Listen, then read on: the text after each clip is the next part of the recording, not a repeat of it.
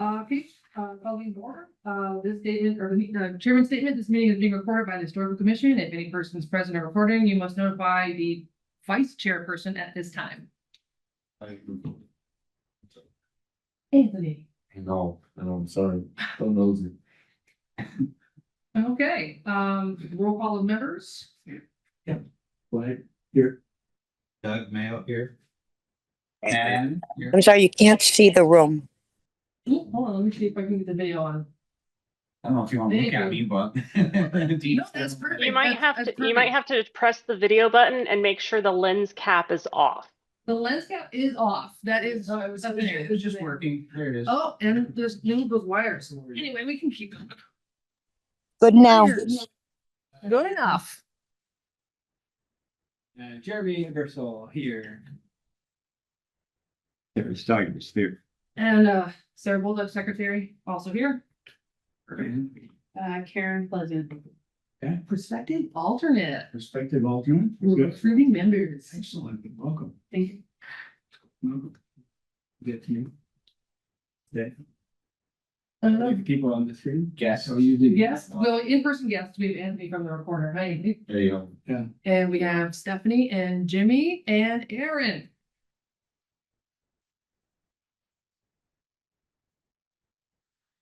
Satisfied with that? I'm You satisfied with seldom say yes, yeah, yeah, Just making sure. thank you. So who was doing the Concord coach investigation? Was that you? Yeah, I was looking at that. I will be honest, haven't just been kind of busy, haven't made much progress. The only update I have from the last time I was here, because I missed last month's meeting. Was I did get in touch with Brian Howard and Associates and with, I forgot the lady. Concord. No, not nobody from Concord, the firm from Pennsylvania that did the Barry Stagecoach. Right. And with the lady from, and I did talk to the lady from the Barry Historical Society. Right. And she didn't have like the number on hand of like how much it cost, but she said it was in the hundreds of thousands of dollars. And, I didn't get a quote from Brian Howard. I sent them an email with kind of a detailed description of my observations of our coach. Right. And I asked them to provide a quote to come up, because they only wanted to give a quote at this time to come up and evaluate. They didn't want to give a quote to actually do any work. Sure. And I haven't had, and like, just, it kind of fell off my radar and I never followed up, but I hadn't heard back from them. Could you please make it your business to get a hold of that outfit in Concord? Yeah. Because they've got more experience, much experience as anybody. And you know, and they own a number of, the one guy there owns several coaches himself. And he's a curator of the museum and so forth. So I'm sure they could give you some information that you probably couldn't get going into this. Yeah, yeah, I'll have to reach out. It kind of fell off my radar. I'm not saying, I'm just saying. Yeah, but yeah, so that'll be an action item. Yeah. And at our last meeting, we had mentioned that we have to figure out where the heck we're gonna put it. I don't think the DPW is the best place for it. It's like, Whole other. yeah.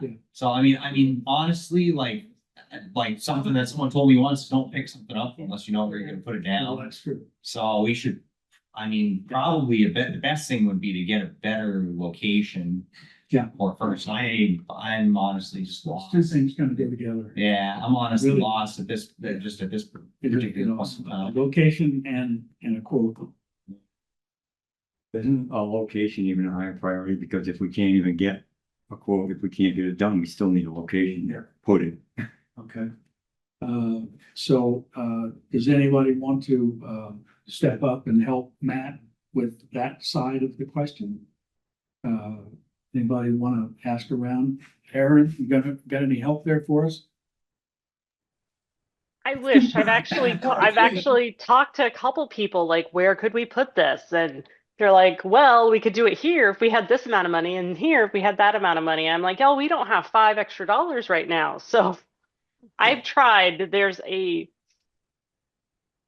just a lack of space at the moment. I don't know. There also exists the possibility that the Historical Society could potentially, I have not reached out to them and they don't have a lot of room either, but that would be the only other place I haven't thought of. Yeah, I don't know. There could be public-private options as well. If there are any other, buildings around town that might be interested in housing something like that long term as just a, hey, cool, look at our city and we have this cool historic stagecoach. Yeah, the only place that comes to mind is GCC, which has housed some historical items before Bell and so forth. But I know the society has no room in their building. Anybody that did it like that would have to build a special building in order to house it. It might be worth reaching out to GCC. I can touch base with a couple of my contacts there as well. Yeah. Yeah, I mean, we definitely want to keep it in Greenfield. It's just a matter of where. The only other place that I just now thought of is the Museum of our Industrial Heritage. They don't have space for it there. Okay. Don't have any room there either. No, they're loaded up. So, okay. Well, I guess we can just push this down the road for future thinking, but in case anybody comes up with a bright idea, by all Or means. millions and millions of dollars. If anybody knows where we can get millions and millions of dollars, Yes. please let me know. As long as I get my cut, that's good. Right Right off the top. There you go. Nice, Margot's not here, we can do what we want. That's right. She's not here to be a check on her. Okay. Review of the survey and planning grant final report, that would be normally Margot, right? Correct. And I don't think we got any copies of that, so we might have to skip that. So we're gonna kick that down the road. Okay. Subcommittee work, historic database maps, update on matrix of historic properties by Sarah. By me. So I've been working pretty steadily on this, because it's becoming more apparent that the need is kind of rising as time goes on. So for context, there's about 791 entries just on Macris right now. And they're separated into districts in numeric or in alphabetical order. So right now I'm on GRE.Q, which is the Washington Street area, which is Washington Street and Deerfield Street. And I actually was going through it today and I was put to a halt because some of the addresses are incorrect and some of the dates are wrong. And Tim, actually, he and I were talking earlier, and it turns out, oh yeah, there was a massive flood in 1936 and 1938. And so there's a good chance that all that street is basically brand new. So what I'm gonna do is go through the insurance properties, the old insurance maps, and see if I can corroborate any of the old data.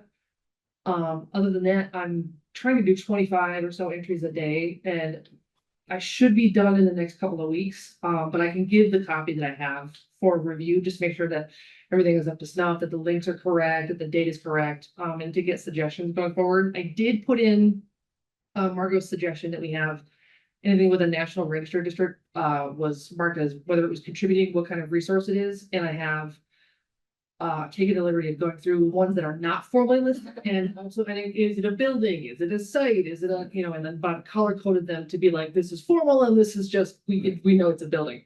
Right. So things like that are kind of coming along, and this is definitely in draft, and what I'll do is I'll submit the copy that I have tomorrow when I get to work. It's on my work computer. Sure. And I can let everybody play with it to see what I've got going on so far, and then you can add commentary to it as necessary. One thing I would suggest is that if we're gonna do that kind of review, it might be good to split it up. That's what I was thinking. Have different people take different pieces of it, rather than having everybody sort of browse. And say, would you do these, would you do these? And so it becomes a more manageable task. And I will bow to you because you've got your fingers on the pulse of it, but The difficult part is that each district has different sizes. So one of the districts is like two sites. GREQ is 76. GREA, B, C, Y, AA, and AB are all kind of the same, but there are multiple overlapping districts. And so that could be done by one person. There's a historic district also, I think it's GREW, archaeological district that there's no formal, it exists, it's registered, but there's no information about it because it's sensitive material and things like that would be easy to go over. So it really depends on how available everybody is. So if I can give maybe like we could start with 25 per person or 50 per person, and then we could just go from there. Yeah. And we can go through one at a time, break it up that way. Yeah. So, I think that'd be a good idea. You know, okay, people yeah, do that works for me. Sure. I'm a little concerned by this arbitrary division by, by the expert into these letter codes rather than being, this is Washington Street, this is Maple Street, this is whatever. That's the way people look up things. Mhm. They look about, I'm looking up Maple, so I'm gonna look down and look at my neighborhood.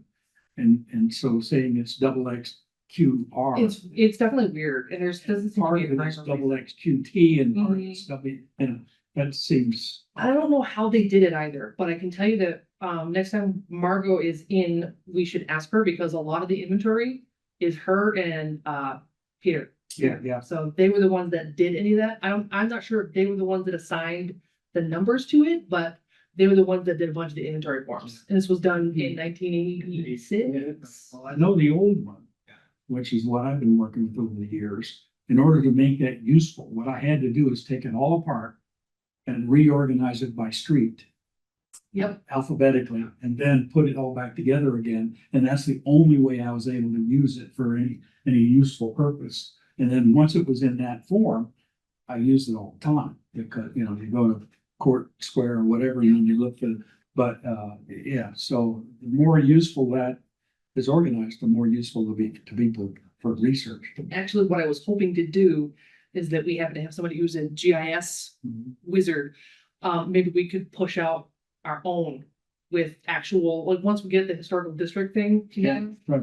we can actually publish on actual, this is your street, this is the ones that are on your street, and actually kind of give it context for what sits in Greenfield as of 2025. Super. That's also That's a one of the, really interesting idea. huh? yeah, and one of the really useful things about spreadsheets and databases is Yeah. it doesn't matter what form the data goes in there. Once it's in there, you can pull it out in any form. Well, and one of the problems with this whole deal has been that the selection of the database and its properties was all mass historical.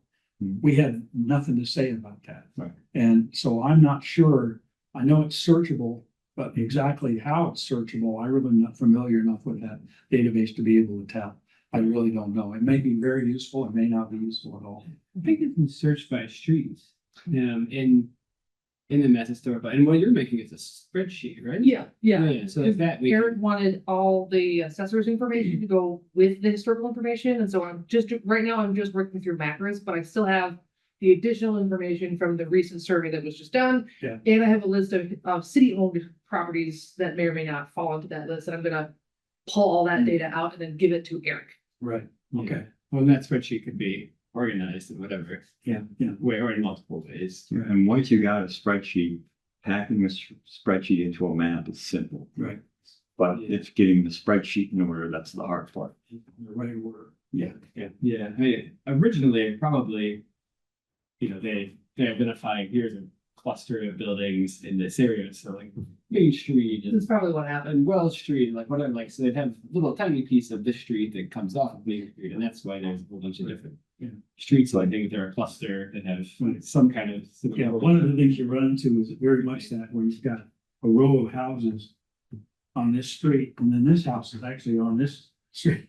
And the address is around, so you go right by it, and you're like, where's that house? Well, it's on another street. Exactly, yeah, so I think the. But it's all inside Cheapside Yeah. or the bars or some equally inexplicable label. Well, look that. at GREQ, if you go on macros right now for GREQ, the Washington Street area. Yeah. The picture that you see as the district overlay is the first church that you see down on Deerfield Street after the bottom of Bank Row. That's Deerfield Street. Yeah. So somebody who doesn't know and is looking for genealogical records is gonna assume, oh, this is Washington Street, and they're gonna look all around, and it's gonna be kind of a pain. So I would think that one of the primary goals of this group is to make all of that work as accessible as possible to the public agree. that wants to use it. Mhm. And then whatever we have to do, whether manipulating the data or putting in a different format or whatever, to make it so that people can actually use it and get some value out of it instead of having it sitting on a server somewhere in Boston Mhm. where, it's like, oh, that belongs over there, but we don't know how to use it. I think that would be really a useful task for this group. I think so. Yeah. GIS, we call that data frame. Yeah. Data frame thing. In some form, people can actually use it. And if it's genealogy, I mean, I've used the one that I had for things like I had a neighbor who wanted to renovate their house. And they wanted to put a porch on the house and they wanted to know what the original porch looked like. Oh, really? Interesting. And so I was able through the society files and thing to find a photograph of that house in 1895 or something. And so he built a porch on the house that replicated the porch that was on it when it was first built. But that's the kind of thing that people want to use these things for. Yeah, That's interesting. really useful. Yeah. In the spreadsheet, are you linking, does each entry have a link back to where it's Yes. macros? And Yes. and each of those macros items will have a survey. Not as well all of attached to them. No. Not all of them. So for instance, just talking about GREQ, a lot of them I found have addresses that don't correspond to real buildings. And a lot of it, I think, as Tim suggested, has to do with the 1936 flood that just totally devastated that area. Everything was wiped out. And so we have a lot of information, and especially on that database where it says buildings still exist that do not exist. So we'll also have to go through anybody who is getting these piecemeal databases to check. Yeah. Should go through and like physically verify that a house is present and that a building is present, because a lot of it, maps will say, yeah, it exists. Yeah. And GIS will say, there's a lot here, there's a building on it. Yeah. And without using Google Street View or whatever to verify, like I would personally at work in Brown World, be able to pull it up and say, yep, that's the same house, that's the same building. Yeah. You know, unless they have photographs that match. And most of the time, if it exists, currently they do, but you know, using Deerfield Street is a great example. It is not always going to have an inventory sheet, which is super frustrating, but that's a good point. The old fire insurance maps might actually have a good reference point for that. So. And I remember that the really good example is that in Northampton, they were looking for Sojourner Truth's house that was given to her back when she moved to Northampton. She was living in Northampton or Florence, I forget how. But the property was listed for many, many years as being demolished. The house was demolished, but about 10, 15 years ago, a guy from the Historical Society in Northampton was going through insurance maps and discovered that in fact, when they did the next version of the insurance map, they had moved the houses Interesting. on the map and they didn't line up properly. And he found out that her house still does exist. That's interesting. And it was just mislabeled on the maps. And so they said, oh, that house was demolished. So that's the kind of thing you can get from those maps. That's It's really interesting. cool. Yeah. Yeah, really good example of that. Okay, anything more on that survey? I would be, by the way, I did, when we went through it before, I did the houses up past the Meridian Street Bridge, the ones that are tucked underneath the cliff that goes up to Petty Plain Mhm. and where the notorious mudslide was. Mm. And I went up that road and found a number of things, just like you're talking about. You know, one house that had an address that appeared to put it on a different street, and another where they had two houses that they mixed them up That's interesting. and you know, straightened them out by using the photographs. But it needs to be done. It's really good to do that. Yeah. Yeah, make it as accurate as we can do it. You always run into funding when you're doing that. In my hometown of Pittsfield, there's one street that the railroad bridge in the middle. And it's that's northern on one side, southern on the other, and they number separately 1 through whatever. each side. Don't you love it? Yeah. Yeah, okay. Creating the historic zoning district. Now, we had, in our last meetings, we had gotten a list of things on sort of a how-to list on how to do that, right? On what we needed to do to create historic districts. Yes. And the review posted vast historical documents in Google. Okay, so those are posted up in the cloud in our particular site. Yeah. So is there anybody who's got anything to offer on that particular project?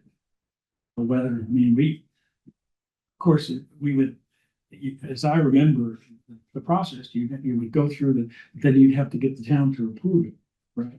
And so the council would have to approve it, or would it be a referendum, or what? I think the council would have. Council would have to do it.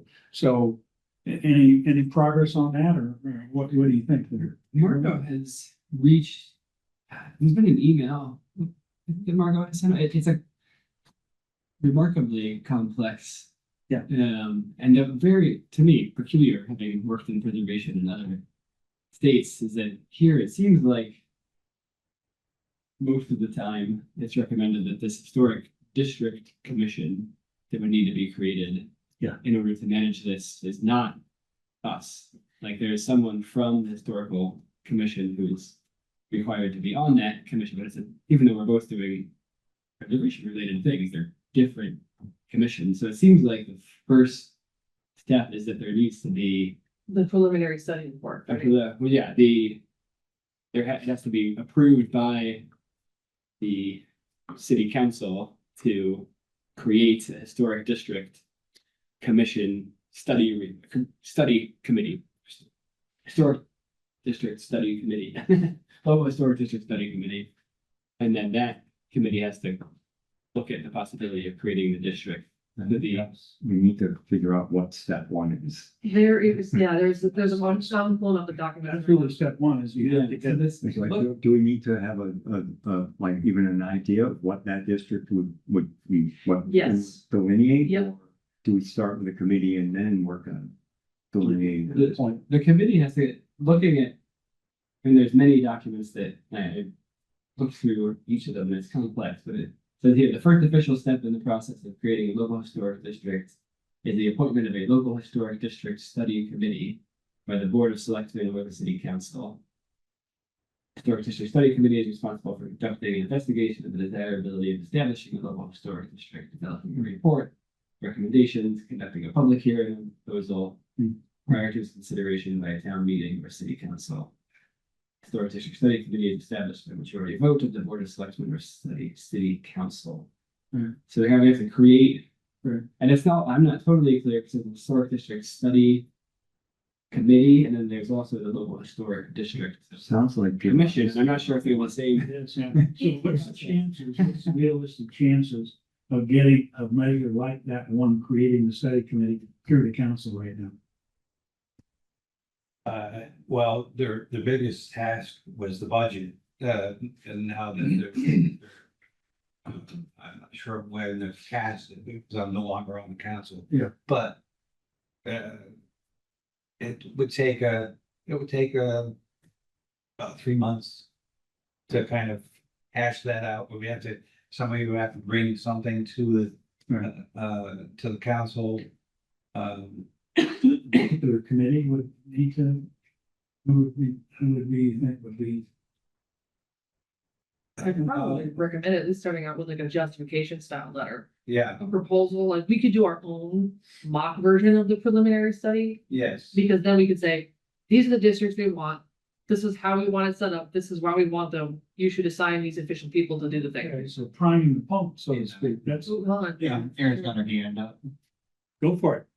You will also need to look at any potential costs associated with this. There are some, there aren't, I'm not saying you guys, it would bankrupt this. I'm certainly not saying it's going to bankrupt the city because you can't get less than less right now, but there could be potential costs, and that is something to explore, to talk about as well, because the council will want to know that. The mayor and don't forget the mayor can still ultimately veto this as well. So you would want to make sure you have all that information before you approach a counselor to sponsor something like that.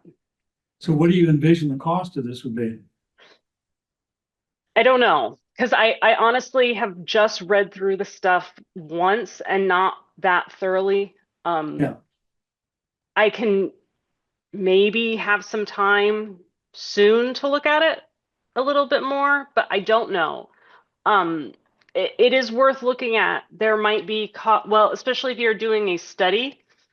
It depends on, does it need to be a professional study or can it be kind of an ad hoc amateur study? What are the requirements for that? Is there a requirement to have a professional study before this can even move forward? If there is a No. requirement for a professional study, then that is money. No, there isn't, there is no requirement for that. Okay. So just some of those things, and I'm just honestly, like I said, I've only read through the things very loosely one time. Yeah. I'm kind of going on what I'm hearing more than any Right. knowledge of anything else. I apologize that I'm not better informed tonight, Well, but the potential cost is gonna be if the district is established and the group that's administering the historic districts says to somebody, we don't want you to do this to your building because it doesn't meet the requirements of the district. That cost to that owner of that building or what, that's the cost that would probably rise up highest in people's minds, is giving somebody else authority to turn down a change you want to make to your own building. and that's a severe thing. Like there are going to Yeah. be a lot of people who are really opposed to this even happening. A lot. I know. That's the problem with it. And it's a real danger because we see that in the east. Where there are towns that people own properties and want to make them into something else, and the local historical district people say you can't do that. It doesn't meet with our vision of what this is supposed to be like. You can also have exemptions, things like store windows, temporary structures.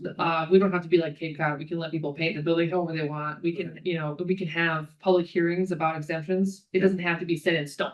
No, I understand. And the people who would be sitting on this group would be citizens of the town, so, they can be talked to and, they can understand what's going on. I'm just saying that's a potential pushback against this. That's what I would hear the most is people don't want to give up Right.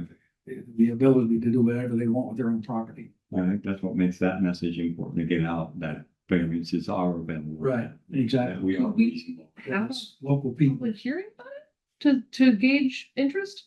Well, a public hearing is required At some point in the process. before we can create. Yeah, you have to approve the creation of a local historic district committee, and that requires Yeah. a public hearing to like create, even to, not to create, Okay.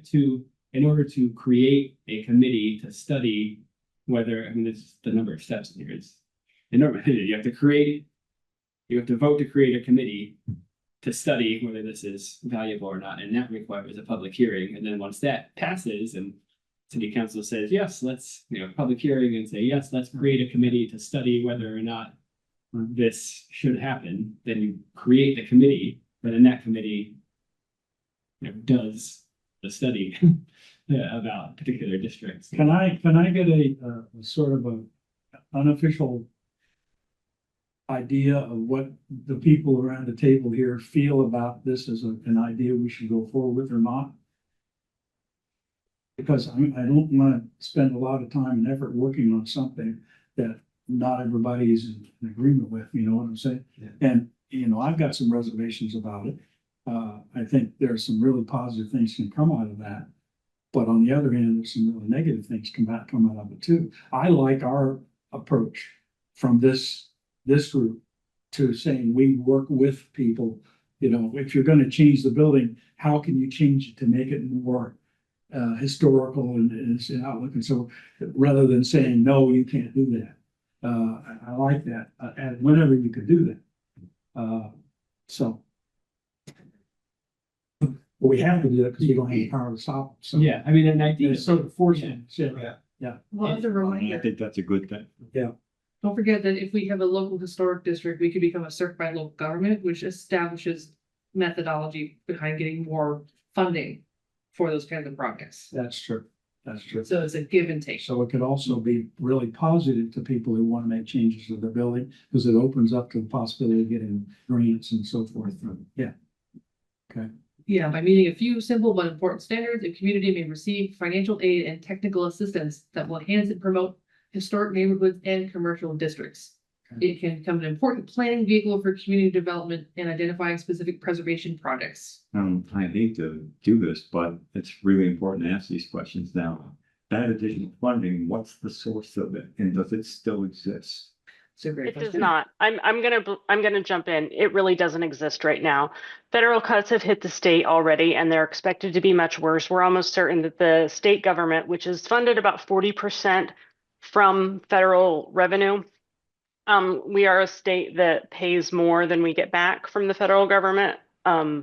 But we still do depend on federal monies for about 40% of the state budget. There is potential for half to 2/3 of that being gone by the end of the year. That is going to say massive, massive, massive budget cuts that are going to hit every part of our municipalities and our state. Right. Things like historical tax credits are going to be some of the first things to go. Obviously, I can't predict the future. Maybe everything will be hunky-dory and there'll be a huge investment in that. I have my doubts. I also want to say, I think that this ask right now is an incredibly heavy ask on the city council and on the mayor's office. I think it would be incredibly, incredibly difficult to get through right now. The public pushback, especially from housing advocacy, is going to be huge. And I don't want to throw too much water on it because I love people running with it. I'm also just trying to be realistic and give you guys what I am seeing on my end. I don't want to be too mean and discouraging. I hope I'm not coming across like That's that. fine. That's, we're grown-ups, but, Also, this is mean. I think you guys all know I love you very much, but two points. One is, this is a long-term thing. It's not a short-term thing. So Mhm. we're not talking about next year. We're talking about something that would last for quite a long time. Hopefully past this present kerfuffle. Secondly, what I hear is that you're saying is this might be a really good idea, but this isn't the time to press it. You guys need to hold off, put it on your agenda to get back and look at it, but not right now.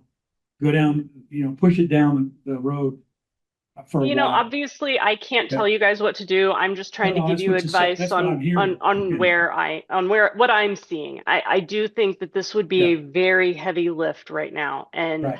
I would Right. hate to see people putting in so much work. Right.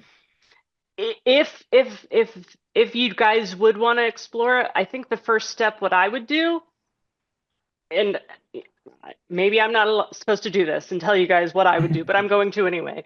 I would put out a press release or something asking for public thought and comment. What do people think about it?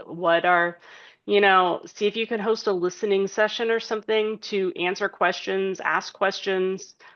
If this is something you really want to do, that would be my first thought to see what kind of response comes out of it, because I really it would be unfortunate if people put in so much time and effort and it was defeated in a way that left a bad taste in the mouths of others that made it harder in a few years, if that makes sense. Well, what I don't understand is that, sorry, I didn't know. So even if we didn't get the financial bonuses, the legal protection would be beneficial, I think, but also the fact remains, as far as housing is concerned, that the historic properties downtown, people are still gonna have to come to us for the demolitions and modifications of those historic properties. So it really, we're asking for additional legal protection, not for control. We're not asking for anything to change, or we're not asking for a change in the way that things are done. I don't know that it is that heavy of an ask. I think it is, and the reason why I say that is because it does change the legal protections. This current group is incredible. I know that you guys would really do a good job balancing historical preservation with the actual needs of the community. I know you would, because I've seen you do it. You guys are not always going to be the people here. So if we get people who have been doing things like doing everything they can to block new housing over and over and over on this, they can block just about anything with that change in legal status. And it becomes so hard to get around that. And I think and we've seen that happen in other communities as well. So that is something that I know would be discussed and a concern, and yeah. Yeah, go ahead. I think at this point. I'm sorry. I think I thought you were just lying. I think at this point, from our point of view, what would be a great step is for one or two or more of us to really deep dive into this, into the particulars of it, what ideas we would have about what would be the geographic extents of what we're talking about here. If we're going to be talking about actually having legal power over this, then that's going to need to be defined. Mm. And all this, and we, like right now, we already know, we're really not even all that clear on what this process entails. And maybe we should start by one or two of us going, okay, I'll take that assignment. That will be my homework. I will deep dive into this to find out what it's going to take. And we're, even at that, we're years away. Mm. Yeah, and so, now is probably a good time to do that. And I'll volunteer to be one of those people. Okay. I've got time in my hands. I know My kid just graduated from high school. I know Margot has been investigating it, and I've read through everything. I have a basic idea, but I've been trying to do the demolition delay ordinance stuff and having a baby. Yeah. And I know a little bit, but I know Margot has been diving into this pretty well. And one of the challenges right now, I have a few things. Like to Aaron's idea about having a public hearing, I think absolutely to get something like this through, like the public has got to be involved every step of the way, as does the SHPO or the MH Mass Historical Commission. The challenge right now is the Mass Historical Commission doesn't have a staff person in the local government's coordinator position. Jennifer was doing it, is gone. They're in the process of hiring. It sounds like maybe they're close, but they don't actually have a person. So and I know that person, part of that person's job is to come to meetings exactly like this. If we have a public meeting, we can try to understand things to the best of our ability, but the person whose job it is to know all this information can really answer that question. So if that person gets hired and we can have a meeting and they can come to that meeting and they can really answer the nitty-gritty questions of the public, and we will have about exactly what this entails, exactly what the process is. I think that's ideal. If that person doesn't exist, yeah, theoretically they will. And to Aaron's point also about the funding, I'm not 100% sure, but I believe, and there's a lot of the funding for Mass Historical Commission, the State Historic Preservation Office, comes from the Historic Preservation Fund, which all comes from offshore oil drilling, interestingly enough. Yeah, but the SHPOs get all of that money, Historic Preservation Fund funds historic tax credits, a lot of historic preservation work that happens around the country. Every SHPO is a little different in kind of how they're drawing down those funds. Some are still using 2024 funds, some are using 2025 funds, and the 2025 funds for this fiscal year, which ends at the end of this month, have not been released by the Trump administration. So, for example, in Ohio, they've already let go a third of their state historic preservation office because the funds that were allocated for them for this fiscal year have still not been released, even though the fiscal year is 3 weeks away. And the president's proposed budget for the next fiscal year, starting in July, completely eliminates the entire historic preservation fund. So unless that is changed, but there's of course a possibility that they're literally all of the money for historic preservation that comes from the federal government is gone, except for funding for HBCUs, historic Black colleges and universities. Let me make a suggestion. So there's What you just said, because I think you're just saying what Aaron said, which is yeah. instead of getting into that, why don't we do one small step? One small step, and then push the rest of it down the road. And the one step that I suggest we might consider doing would be to do what you suggested, which is and maybe with your help, as you know, is to take take a hard look and say, if we were going to do a district or districts, what would that be? What would make sense for this town? Let's put a boundary on. Let's put it here, this street, this is the historic district we're talking about, or districts, 2 or 3 or whatever it is, not the whole town, but just, and then say, okay, this is what we're talking about, and this is why we're talking about that. And let's just put that on, do that, define it, put it on the shelf, and then wait and see how the rest of it might play out. I mean, there's no sense in talking to somebody who's got no money if they don't have any money to do any, then, you know, we can then take our time and wait for the When the tide turns, we'll be able to plug in and. the time, yes, and we already have at least that part done. Right, we know that we're at least looking a few years down the line. Well, when we get to that point, let's be ready. Yeah. exactly. Yeah, and as the first step, being ready, let's look and see what the potential district or districts Yeah. are. What do you think? And what the process is. Then do that, what do you think? Yeah, that sounds reasonable. You guys want to do a little something, anybody else want to be on the subcommittee for that, or? Okay. Okay. Yeah. So. Anybody else? So we've got the trio or quadruple, whatever, you want- anybody else wants to join in? Not joining it, but just a Okay, point, I mean, I support, but I mean, we're in doing this, we're essentially, we may be jumping the gun on, because like that work of identifying where the districts go is one of the tasks of the local historic district study commission. Right. So there's a risk of doing all of this and then one person potentially from this committee is on that local historic district commission. They may or may not, they may take it and say. It would be a recommendation only. Or it could be like, Your recommendation. what we're doing is we're looking into what it would take and how these things get done and how the process works so that we're really behind it. And it would all be a consideration if we're gonna make a historic, let's have geographic boundaries. Yeah, we couldn't have any official, this district could not have an official existence. We but could hit it. It could be a recommendation for a district. I would assume. Lisa would give, when we talk to members of the public, Lisa would tell them, they're talking. You know, I would assume also the process, when it does happen. Yeah. Is you come and you go, we want this, and then it moves over time. It's somebody different. says, well, let's add this happened to it. Yeah, and we add and subtract and eventually we land on. I appreciate that a lot. Year ago, it's like. I appreciate Oh, that, yeah. I just. Okay, so what did you think? I got an idea about where I could look into, Okay, because it's a building that's right behind me. okay, going back to the coach. And that building is used for, part of it is only used for, not the dispensary, but the grow facility. Oh, are you talking about Well Street? And that building continues out and they use it for storage and, for almost anything. There's cars in there.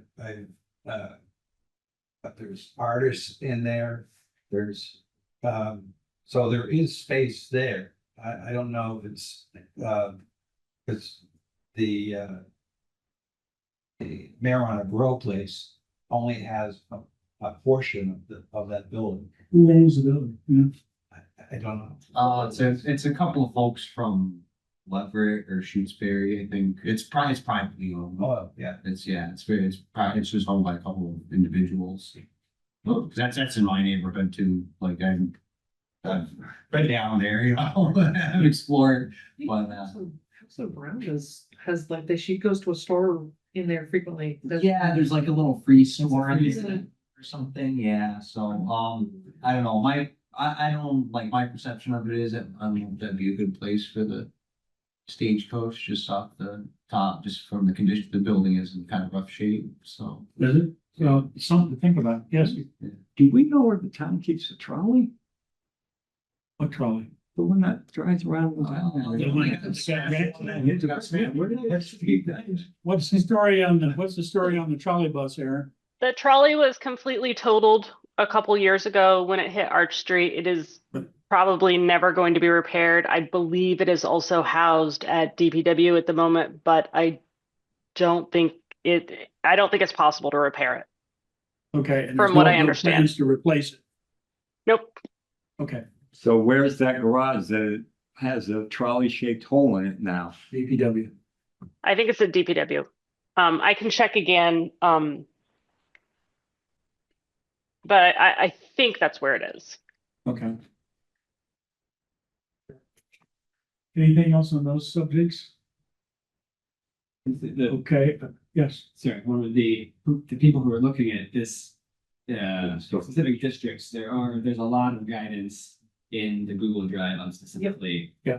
That, you know, like perfect, they just know exactly how you decide what could be worth. Right. So it's, yeah, I think they perfect, yeah. I saw that you uploaded a bunch of stuff. I was like, heck yeah. And Yeah, I wish Mass Historic, a lot of our stuff on there has Mass Historic, this person, blah, blah, blah, but you can't find their webinars and stuff online. They have a bunch of stuff that's supposedly Their been website and I is- could never find it. Right, and like, that would be really helpful to. I'm thinking about maybe going on the Wayback Machine, see if I can pull it up, resurrect it, but. Yeah. Cause they have lectures and things like that about establishing this kind of stuff, and that would be really helpful. yeah, Yeah, well, a lot of, some of those are uploaded, or at least the slides from them are uploaded. Yeah. Right. okay, I wanted to bring you guys up to date on what's going on with the Battlefield Commission. The field work is all done. The archaeologists are working on analyzing their findings and writing their final report. This is the end of that project. It's coming to a close. It's been in existence for at least 10 years. Some people say 12. But it's coming to an end, at least that phase of it. The last season of field work was extremely rich in its findings. They have a tremendous amount of material to go through. They've been researching it and doing various comparisons, trying to figure out, for example, is there a relationship between Presence is requested in the kitchen. okay. I think they're looking for you, yeah. Oh, yeah. Go up the burner. See the meatball guy? Okay. Did you say? 'Cause I know they did Meridian Street last year, so this must be like in Deerfield.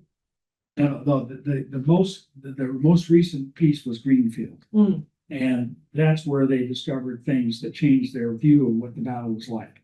So from the archaeologist's point of view, the narrative that came down through the years from the people who wrote about it back in the day was that there was this battle that took place where the militia assaulted this village on the bank of the river, where where Gill is now. And that there was a massacre of people who were in that village. And then there was a retreat from there, during which the militia people were picked off by warriors responding to the sound of firing. And there was a lot of losses among the militia, including Captain Turner himself, and that then they made hell for leather back out of here and went back to Hatfield. Well, what we discovered this year really was that there was a series of pitched battles in Greenfield, which nobody knew about. And because of what they found at the swimming area and at Meridian Street, Colorado Avenue, and they discovered that there were actually firing lines. And they had discovered that there was a pitched battle on the green banks of the Green River at the swimming pool, where the militia was trying to cross the Green River and was defeated in their attempt to cross the Green. That's where Turner was killed. And then Lieutenant Holyoke took over and led them farther west where they crossed the Green, and then they came up across and all the way up and through the cemetery and up to Colorado, and then down across the Deerfield River into Deerfield and down to Hatfield. That part of the battle was not known. So that's all new. They knew there was some sporadic fighting. They didn't realize there were several pitched battles where there were hundreds and hundreds of missile balls fired by both sides. And so that's the new stuff. So they're writing their report, and that's going to be published. The 350th anniversary of King Philip's War is coming up. Okay, and that's going to be marked by a number of communities on the east part of the state that were affected by it, as well as places here in the western part. But in the valley itself was really hard hit by the battles in the war. And so that is all going on as we speak. One of the specific things that came to the attention of this commission was that there's a monument. It's actually a rock with a bronze plaque on it that sits over at the entrance to the White Bridge where Gill, where Route 2 goes east, and where the road goes across the bridge to Turner's, right there at that intersection. There's a little triangle there, and it's got a stone with a red bronze plaque, which talks about Captain Turner. that actually, that property, it turns out, is owned by, PVMA. Owned that property, was deeded to Pioneer Valley Memorial System. So they found the deed with some difficulty, and they're deeding it to the Noel Mika Project, which is a nonprofit thing, which is associated roughly with the commission, but not formally. And the question is what to do about it. Because the version of it that's on the plaque is not the version that we think of now. And so the question is, what do we do about that? Well, the consensus on the commission seems to be, we don't want another plaque. But we don't want a warring plaque or to rewrite that plaque with a different version. So what we're talking about right now, just right now, is an art installation there of some sort, which would be something that the tribes that are involved with the commission would believe would be an appropriate thing to do. And so we're talking about various ideas for that. Obviously, have no money for it, but we figure we can raise it. And the one that I proposed, which I thought the reason I bring it up to this group, is that Homer Gunn was the guy who was the sculptor who designed the memorial park with the swords and the plowshares theme, where the listing of the war dead and so forth downtown. Homer Gunn was the sculptor and had worked there. And while he was working there, he came up with an idea for a piece of public art. And what it was a gigantic feather made out of bronze. And depending on the scale. What's that? I think that's that. Depending on the scale, it could be 15 feet high, 20 feet high, 30 feet, whatever. It's this great big feather. And he wanted to put it out by the interstate. And so people driving by would see Greenfield's the town with the big feather. So we have a model of that in the society, the historical society. So I'm gonna bring the model to the meeting and let them look at that. They like the idea, but I don't know who it belongs to. And there's a lot of things. But some people have proposed a stone turtle, which is a very big symbol for the local tribes, turtle. And so, that discussion is ongoing. No decisions have been reached, but I thought you'd be interested in knowing what's going on there. So the final report has been written. It's going to be this thick. It's amazingly detailed. One of the latest things they're trying to do is they're trying to match. They can tell from where the balls were found who probably fired them, and they're trying to match the diameters and the other attributes of those balls with the different sides, so they have a better idea of who fired what and who, when, kind of thing. So there's a lot of stuff going on. It's very interesting stuff. Do you have a timeline for the report? Because I need a really good read. I'm super interested. Okay, so if you want to see, if you go online to the Montague Town website. I've seen all the ones that are already there. You've already looked at the one that's on the Montague Historical Commission. So yeah, I've been looking at the Battlefield Commission. Go to the Montague Historical site, and I think that is the report as it stands so far, without the addition of this season. So it's not complete, but that's about 3/4 of the next thing. Coffee on archaeological reports are boring to archaeologists. And it is, they have done a super job. Yeah, there's a lot of data. Really good stuff, all graphs and charts and maps. I'm a little disappointed that they don't want another plaque. I kind of like the idea of this is how history changes and how our interpretation changes. Here's the argument. That's not what tribes do. The tribes don't put up plaques. They don't do that. That doesn't satisfy. That they don't want to do. The people that represent those 3 tribes that are on this say, we don't do plaques. We don't do that. We plant a tree. We have something, but we don't do plaques. That's the English way to do things. That's not what we do. So that's where that ended there. So I agree. Now I will say that there are 3 plaques that are being written, designed. They're designed now, and they will be sitting on the riverbank, probably facing Gill, talk about the battle and the war and so forth. So those are underway, and then they'll be finished by the end of the summer. So that is being done, and that's all paid for, and and it's on in progress. So there are, Yeah, and there's written stuff. I know often like when we do get new information, I'm always disappointed because they'll often like remove the old plaque and replace it with a Right. new one. Whereas I'd rather have just like an addendum plaque. Well, my, History changes. sure, my take on that is that you can't get to see that plaque unless you risk your life going across traffic. Going that, you gotta scurry across the road. It's scary. I've done it. It's scary. And there's cars from all different directions and go out there to read the plaque and then. I've had by there 3 or 4 times Yeah. a week Yeah. because my mother lives down on Right. Riverview Drive. Right. Yeah, so she's right down where the village used to be. Yeah. Yeah. Every year on the anniversary, I leave tobacco at the monument. You can actually park pretty safely, not to boost their sales, like at that little taco place. Yeah, yeah. Yeah.